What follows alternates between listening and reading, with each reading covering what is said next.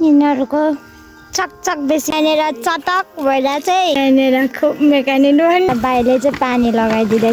Welcome to my mini vlog. मन परेमा like comment share subscribe गरिदिनु होला अनि फलो पनि गरिदिनु होला गाइस।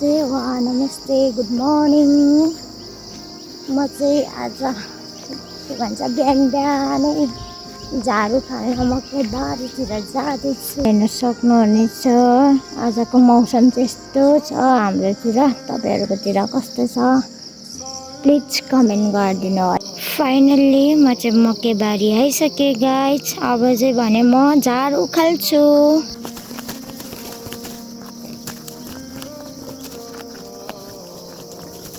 फाइनल्ली मैले चाहिँ यहाँनिरको सबै झाडुहरू चाहिँ उखालिसकेँ।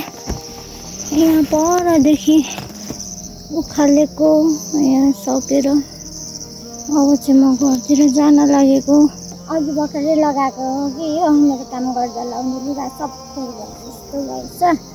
मेरो हालत त्यस्तो भइरहेछ गाइस। यहाँनिर खुब मेकानिक भन्ने हुनुहुन्छ कि कोही मान्छे चाहिँ ए मेकानिक अरे मिस्त्री तपाईँहरूको नि घर बनाउनु पर्ने छ भने यहाँ भन्ने यहाँ भाइले बनाइदिनुहुन्छ नि फेरि खतरा। हेर्नु सक्नुहुन्छ हेल्पर चाहिँ म। यहाँ हेर्नु सक्नुहुनेछ हाम्रो बङ्गलो मम्मीले चाहिँ चारो दिनुभएको रहेछ। यिनीहरूको चारो खाने ठाउँ चाहिँ यो हो क्या। यहाँ चाहिँ हामीले प्लास्टर गर्दैछौँ अनि त्यही भएर यिनीहरूलाई चाहिँ बाटोमा दिने गरेछ अहिले चाहिँ हामीले। यहाँ हेर्नु सक्नुहुनेछ।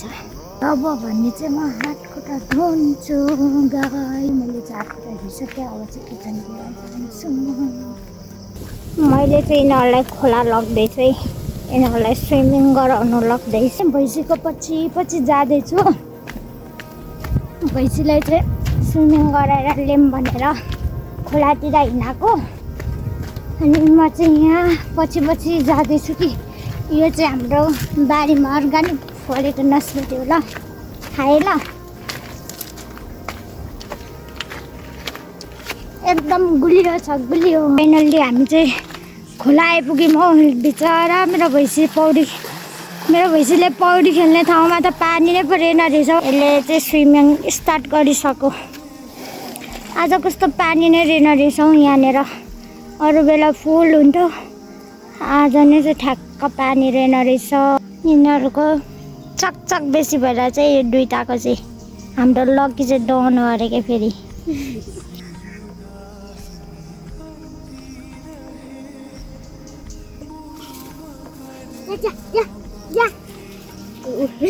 यहाँनिर चटक भएर चाहिँ चटक चलिरहेछ चटक। यो सुसनको चटक हेर्नु सक्नुहुनेछ। एउटा भागेको छ हेर्नु सक्नुहुनेछ। मेरो भैँसी नुहाइरहेछ।